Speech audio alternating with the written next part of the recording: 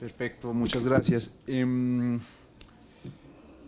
pronto quisiera abrir la ronda de preguntas para el público. Doctor José Manuel.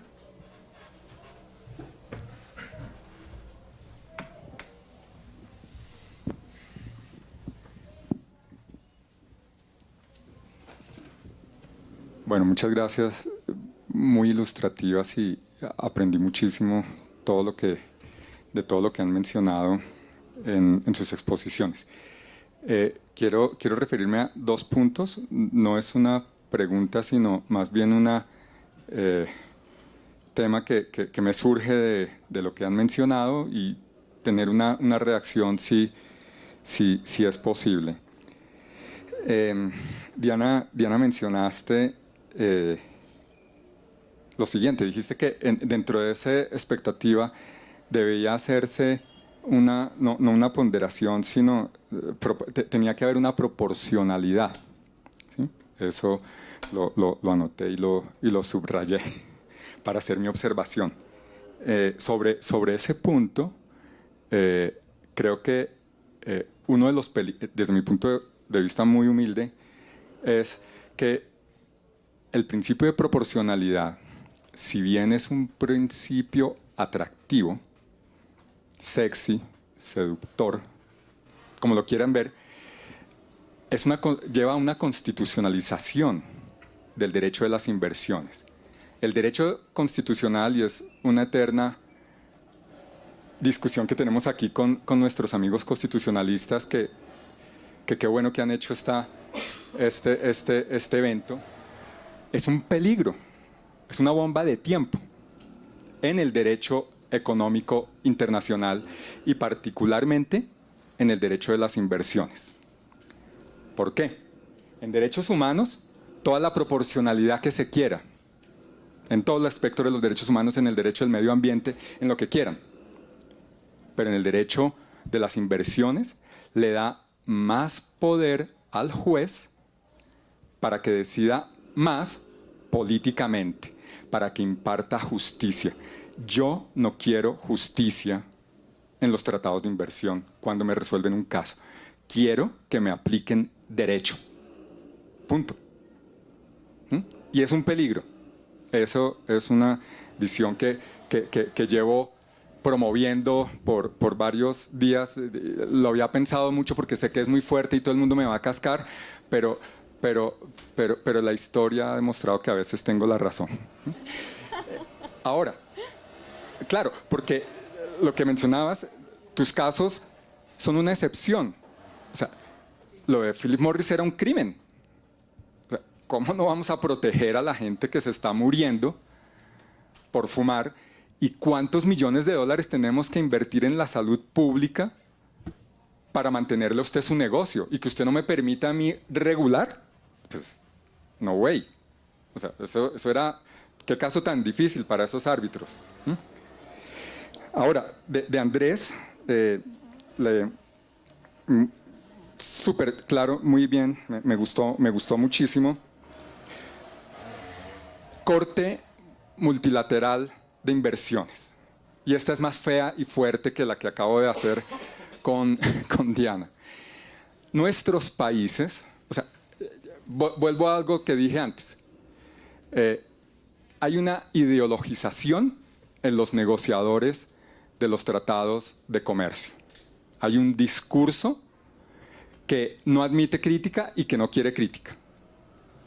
Y dentro de los expertos en la comunidad epistémica del arbitraje de inversión, también me encuentro eso. Y se encuentra uno con textos importantes como el de Schroeder, que le dicen que hay unos países, por ejemplo, eso de UNASUR, los ejes del mal. Ahora, claro, este eje del mal cuando sale de acá, cuando sale de Europa, no. Entonces, ahí está la virtud de ese comentario que ha hecho Andrés, que como bien. Pero el punto en el que quiero centrarme de esta bomba es porque lo veo peligrosísimo que los países de América Latina acepten una corte multilateral de inversión. Porque si hoy los países apenas ganan el 30%, aunque hay unos casos que definitivamente sí los tienen que perder porque hay unos países que no se comportan tan bien, pero hay unos casos que uno dice no debieran haberlos perdidos. O otros países desarrollados, Estados Unidos, debió haber perdido un par de casos. ¿Por qué no los perdió? Aquí hay algo que las reglas no están jugando para el mismo lugar. La Corte Multilateral de Inversiones lo que está haciéndole es un favor a Europa y a Estados Unidos, que vieron que como se están demandando entre ellos, entonces tenemos que asegurarnos que hagámonos pasito. Y esa es la visión que tengo de esa Corte y por eso la veo más peligrosa, porque si la incoherencia que se reclama que quisiéramos más coherencia en el sistema, que se diera más coherencia en los fallos, en los laudos, y está bien justificado, o sea, está muy bien justificada esa Corte por los europeos. Pero la justificación es para ellos, no para nosotros. Entonces, no nos hagamos ilusión. Si una jurisprudencia mala, para quitarle el peligro de la falta de coherencia y que no hay jurisprudencia, si una jurisprudencia mala dice cualquier medida en la que elimine sucintamente la protección jurídica, la estabilidad jurídica, en un país que no tenga un sistema de derecho fuerte o un Estado de derecho fuerte, entonces eso indicará que hay una violación. Pues ya sabemos quiénes van a perder los casos y eso se convierte en jurisprudencia y no vamos a tener el chance, cuando el país nombra a su árbitro, de tener a alguien que esté pensando diferente. A mí me parece peligrosísimo. En 20 años veremos y vamos a estar ahí y vamos a estar terriblemente encartados. Qué pena la intervención tan larga. Yo quiero solamente responder. Muchas gracias, José Manuel. Muchas cosas, muchas cosas. Primero, si es sexy, no puede ser feo. Entonces, por lo menos para mí. Entonces, créeme que encuentro tanto la proporcionalidad como la crítica absolutamente sexys. Pero con un agradecimiento total porque me voy a tomar aquí el abuso de terminar mi presentación. Porque es que no pude.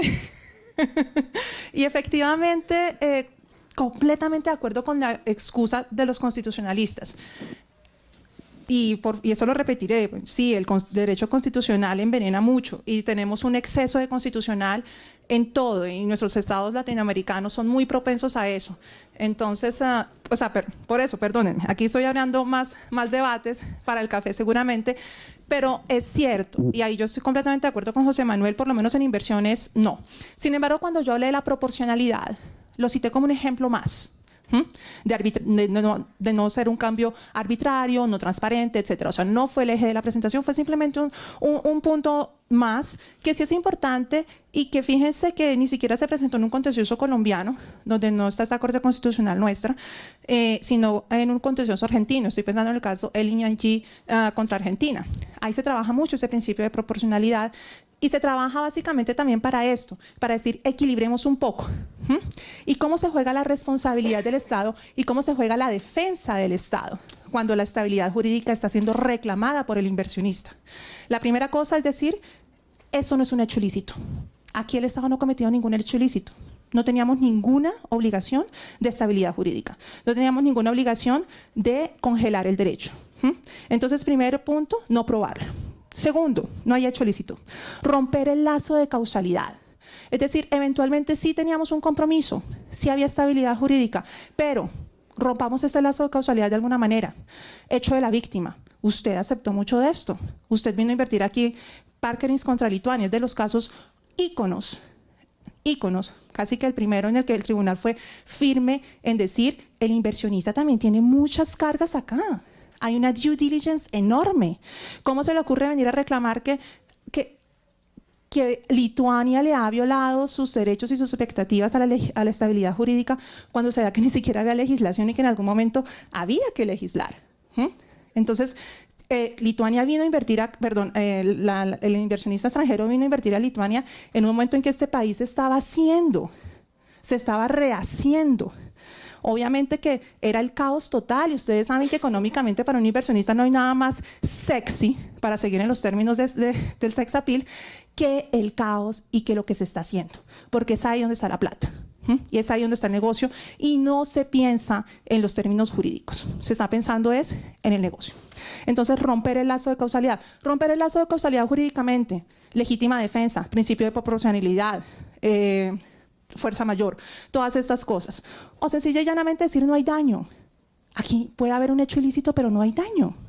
El hecho de que el Estado cambie su normativa puede crear ciertamente un inconfort, ¿cierto? ¿A quién le gusta que el Estado cada nada esté cambiando la legislación de impuestos? Yo vivo enloquecida desde que llegué a Colombia hace 2 años, porque cada 6 meses hay un cambio a nivel de impuestos, y Andrés lo sabe. Andrés vivo diciéndole cómo monto mi oficina, bajo qué régimen. ¿Sí o no, Andrés? Hemos tenido esa pregunta, esa discusión miles de veces, porque jurídicamente las condiciones se cambian todos los días. Eso todo el mundo lo sabe. Pero es que ese inconfort que me crea los cambios normativos me causan efectivamente un daño. Una cosa es el daño in abstracto y otra cosa es el daño inconcreto, es decir, cuando ya tenga la pérdida, el daño que me ocasionó. Entonces, fíjense que de esas 3 maneras el Estado se puede defender. Gracias, José Manuel, de nuevo, porque aproveché y abusé de tu pregunta para extenderme un poco, pero bueno, creo que el principio de proporcionalidad hay que guardarlo en sus medidas desde la óptica del derecho internacional público, no desde la óptica de nuestra Corte Constitucional. Gracias, doctor José Manuel. Yo quiero hacer 2 comentarios. Primero, hablar un poquito de Philip Morris para complementar lo que han dicho, y después ya ir justamente al comentario que usted hizo sobre mi ponencia. Entonces, Philip Morris es muy interesante. Yo creo que para los amigos del arbitraje es revelador. Creo que cuando estamos tan metidos en este sistema fragmentado no vemos que es que hay otros universos que se mueven. Y ahí vamos a encontrar en la Convención de la Organización Mundial de la Salud de medidas contra el consumo y la venta de tabaco del 2005. ¿Y por qué es revelador para los amigos del arbitraje? Siempre nos enseñan, y yo sigo yendo a conferencias de arbitraje que dicen, oiga, la Convención de Nueva York del 58 es la que tiene más estados adherentes, y resulta que es la Convención contra el tabaco. Y entonces fíjense que la camisa de fuerza que ya tenía el tribunal en el caso de Philip Morris es que estábamos hablando tratado versus tratado, y que el tratado, si ustedes revisan de la Organización Mundial de la Salud, es interesante porque pone una serie de medidas que fue justamente las que tomó Uruguay: empaquetado plano, advertencias sanitarias, aumento de impuestos, bla, bla, bla, bla, y baja, y al final alienta a los estados a tomar medidas incluso por encima de estas. Entonces se estaba actuando en virtud del derecho internacional público. Hubo un voto disidente de nuestro amigo Gary Bourne, y el tipo dijo, yo sigo pensando que la ley aplicable del tratado es esta, sigue siendo la del tratado, y puede que exista esa convención, pero resulta que estamos condenados a estar fragmentados. Afortunadamente no fue la suerte que siguió el laudo. Ideología, lo que decía el doctor José Manuel, ¿qué pasa? ¿Cuál es el riesgo real? Y de acuerdo, yo estoy de acuerdo con usted, doctor José Manuel, y cada vez veo más como el derecho internacional público de pronto tenía razón el doctor Inestrosa cuando lo fijaba en FIGRI. Es un tema de relaciones políticas que terminan decantando en un efecto jurídico, que es lo que está pasando entre Estados Unidos y Europa. Pero también, según cómo se oriente el conocimiento técnico que vemos en las universidades, se pueden aprovechar esos espacios. La amenaza a este sistema, ¿cuál es? Primero, que los estados latinoamericanos lo quieran dejar solo a nivel regional, me parece que sería una torpeza. Y la amenaza es más práctica, es de financiación. En África ya habían hecho un sistema regional de solución de diferencias de inversión. Existió, se ratificó, los estados no aportaron. Y son de los grandes problemas que hay en el contexto de la UNASUR. Listo, ¿cuánto nos va a costar? ¿Cuánto nos va a financiar? Queremos un parlamento, que lo queremos que sea como el Parlamento de Justicia de la CAN, en términos de infraestructura y en términos de capacidad. Entonces creo que es por esa vía.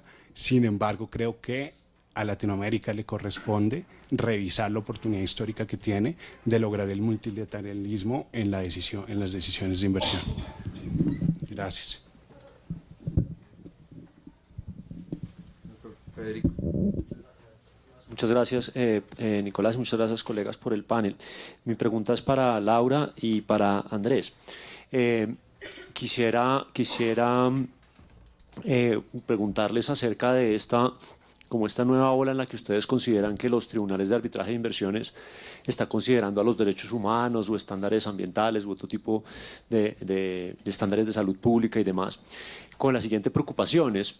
¿No será esto un tanto más riesgoso de empoderar a árbitros que tienen poco control, que son árbitros ad hoc, que son árbitros de ocasión, que no hay quien unifique con jurisprudencia, empoderarles un montón de materias de derecho internacional en la que en realidad no necesariamente tienen competencia y para lo que no necesariamente están avalados? Es decir, vamos a volver como, no sé si exagero, como una corte internacional de justicia, entonces cada árbitro, y nos van a fallar sobre todo el derecho existente.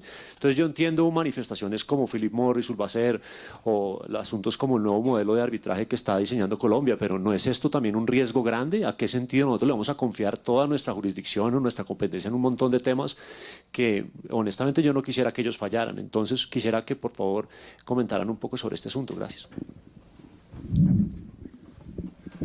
Bueno, yo reconozco que parte de la respuesta es un poco especulación, pero sin lugar a dudas el hecho que ya los tribunales, como en Urbacer es más explícito, que manifiestan, esto no se limita solo a temas de inversiones, y ya decir ese lenguaje ya es un poco como coger el toro por los cuernos y decir, aquí vamos a ampliar el negocio y vamos a abrir a más pretensiones y más cosas.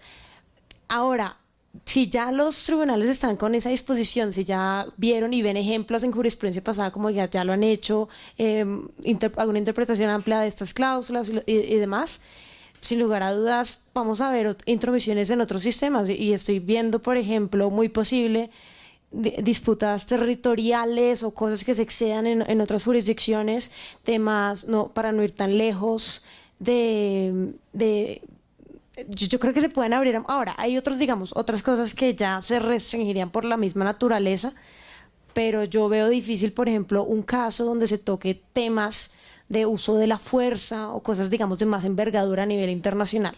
Siempre y cuando esté el individuo de por medio, toca muchos regímenes de derecho internacional, no solo derechos humanos, sino también toca, no sé qué tanto derecho internacional humanitario pueda llegar a tomar, pero siempre y cuando esté los temas del individuo y la soberanía en el corazón de los casos, habría que mirar y hacer unos diagramas vuelvo a tomar el ejemplo, para ver en qué puede haber un overlap de cosas. Pero de que hay disposición y ya hay como unos primeros baby steps para acudir y abrirse a ese universo, como lo escribe Bruno Sima, yo creo que estamos en una primera fase. Bueno, a su pregunta, yo creo que la respuesta hay que darla desde dos ángulos, uno ontológico, axiológico y uno práctico. El ontológico es si eso es deseable o no, hombre, es derecho internacional. Usted conoce bien el proyecto de la Comisión de Derecho Internacional que nos habla sobre la armonización del derecho, y no hay excusas o pretexto de se trate de arbitraje que no se armonice el derecho.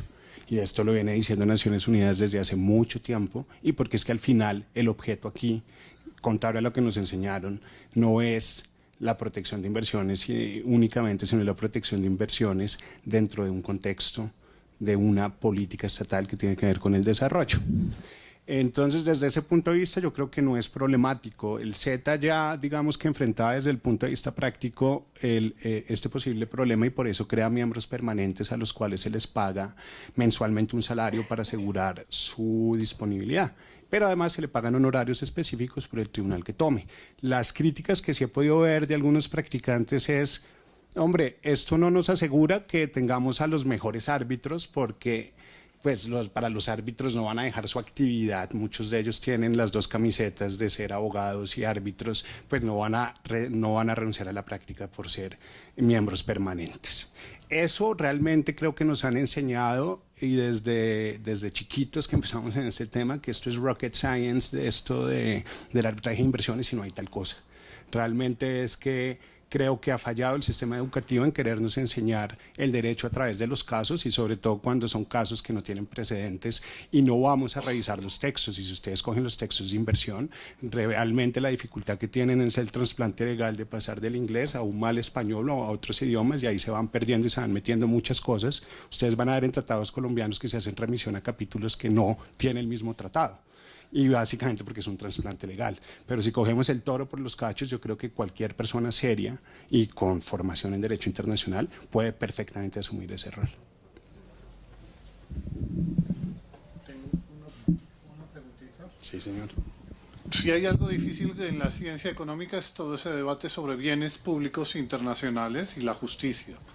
Hasta ahí no hay discusión, la justicia se necesita. La discusión aparece en quién la establece, cómo se establece y tal. Pero si eso hay un acuerdo en el fin, digamos, hay un desacuerdo en los medios.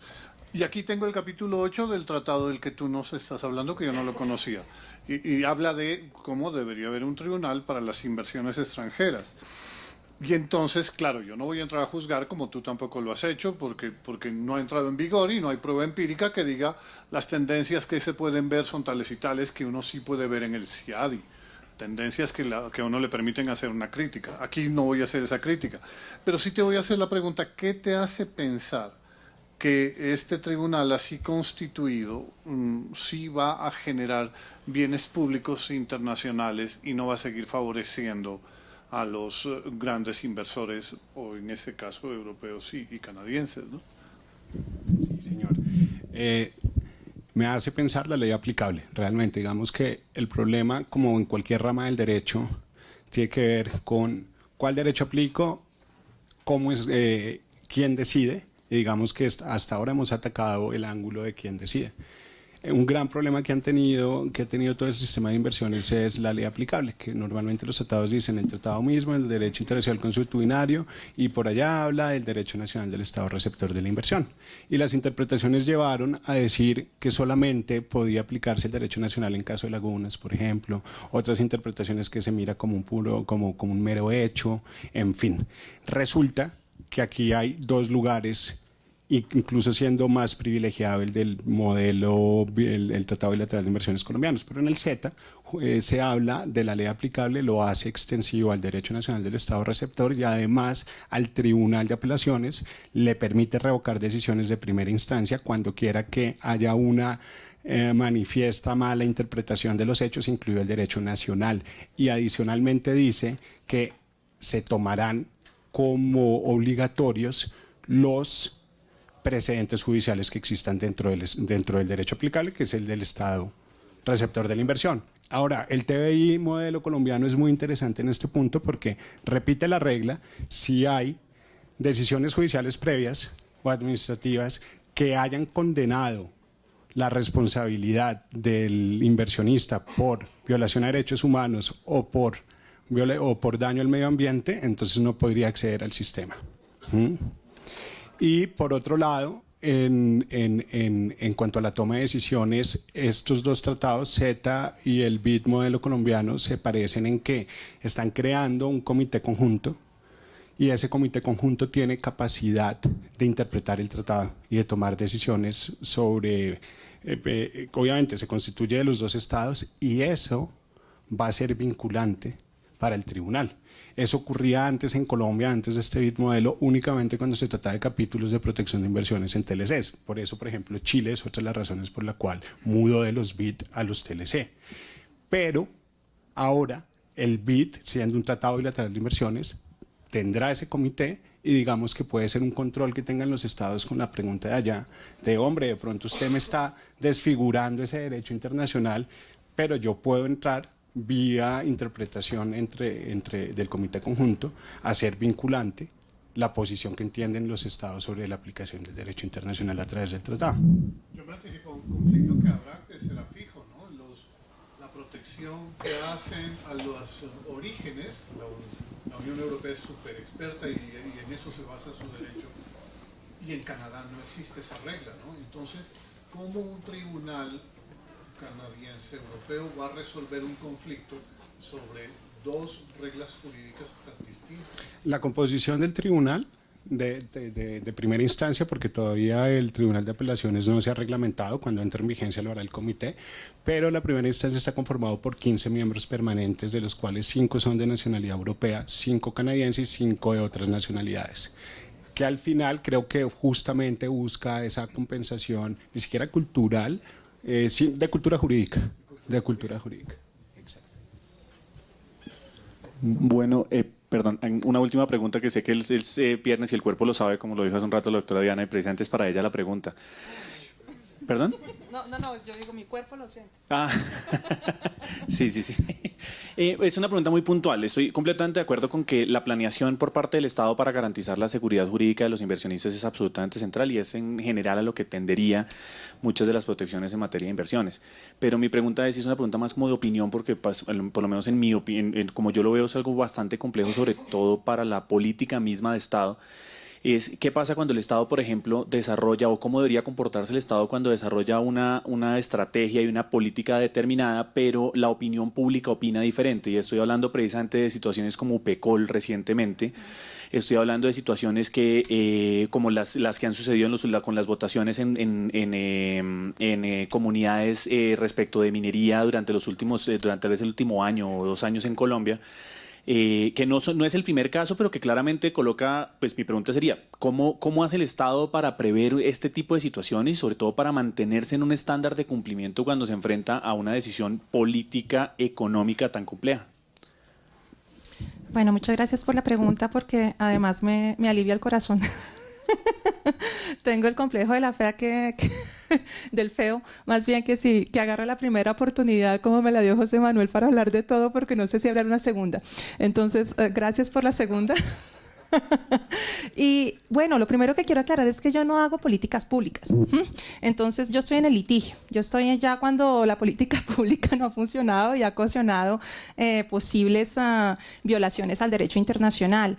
Pero efectivamente, si nos ubicamos desde el punto de vista de la política pública, creo que ahora hay una gran tendencia de los estados a negociar tratados donde precisamente la transparencia se tiene en cuenta y se está buscando diseñar cambios normativos transparentes y democráticos, es decir, que se tengan en cuenta todos esos grupos, los empresarios, de una parte, las comunidades, sí, ya vamos. Estamos en viernes, ya nos están golpeando acá. Los empresarios, las comunidades, y el caso minero es absolutamente terrible. Ustedes se dan cuenta todos los días cómo los pueblos dicen no a la minería, y esto afecta obviamente los intereses de ciertos inversionistas y ponen al Estado en una situación prácticamente que de incumplimiento. Claro, depende de todas las cosas también, de todas las circunstancias del caso, pero así, si uno lo ve a vuelo de pájaro, el Estado quedaría en una situación eventualmente de incumplimiento, porque hay que explicarle al tribunal qué efecto tiene, y obviamente es ahí donde el derecho constitucional también entra a jugar y le toca a uno explicarle a este tribunal internacional cuál es el efecto de ese derecho interno, sabiendo que además el derecho interno internacionalmente se ve como un hecho. Mejor dicho, esto todo es un meollo. Pero efectivamente, si la política pública fuera esa, y esa fuera la tendencia, y esa es la tendencia de los nuevos tratados, los de nueva generación, a escuchar todas las voces, eso es lo ideal. Eso es lo ideal. Y creo que esa será una tendencia, lo que se llama lobby, invitar a todo el mundo, participe, opine y diseñemos algo que nos convenga a todos.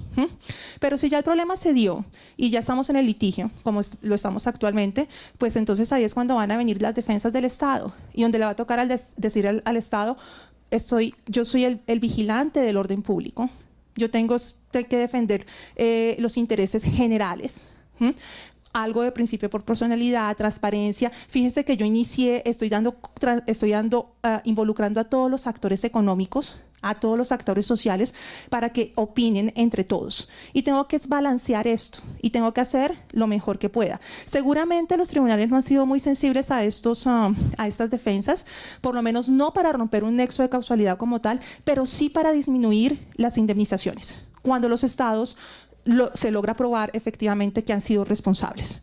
Entonces, es un poco la manera como se manejan esto, pero efectivamente, mira, te lo digo, sin ni siquiera irnos tan al extremo tuyo de la estabilidad jurídica y de cómo el Estado a veces debe seguir las opiniones del pueblo. El primer caso de inversiones se dio ¿por qué? Por una responsabilidad extracontractual del Estado. El Estado se echa encima a todos los muertos. ¿sí? Y tanto legislativos, jurídicos como físicos.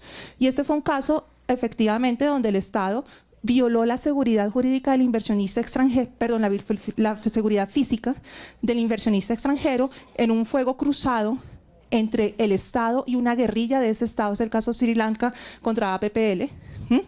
Hubo un fuego cruzado, le dañaron la inversioncita al extranjero, se la destruyeron, una producción de camarones, y el Estado fue demandado y declarado responsable por eso. Entonces, si es declarado responsable por eso, pues obviamente se echará el muerto también encima, ¿por qué no?, de una consulta popular que lo obligue a hacer ciertos cambios normativos o a no cumplir ciertas promesas que había hecho a los inversionistas extranjeros. Ya todo se va a fallar en la defensa que haga el Estado en ese momento y esa posición fuerte de la defensa de los intereses legítimos y públicos del Estado.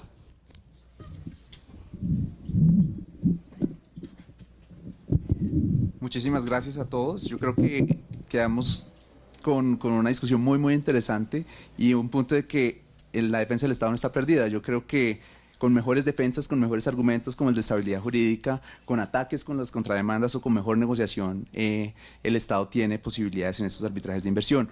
Antes de terminar, Laura, quisiera hacer un pequeño anuncio, 30 segundos. Bueno, esta es una invitación a todos, es para que por favor, si quieren seguir en estas discusiones de arbitraje, especialmente a los jóvenes, se unan a una organización que cofundé con otros apasionados del arbitraje en el 2015 y es COLVIAP, Colombian Very Young Arbitration Practitioners. Hacemos parte de una red global de apasionados jóvenes por el arbitraje y la invitación es que se metan a la página, ahí está toda la información y participen de todos los proyectos que tiene COLVIAP de manera gratuita para todos los menores de 35 años. COLVIAP se escribe repito, Very Young Arbitration Practitioners. La página es www. ¿Años de profesor o años de...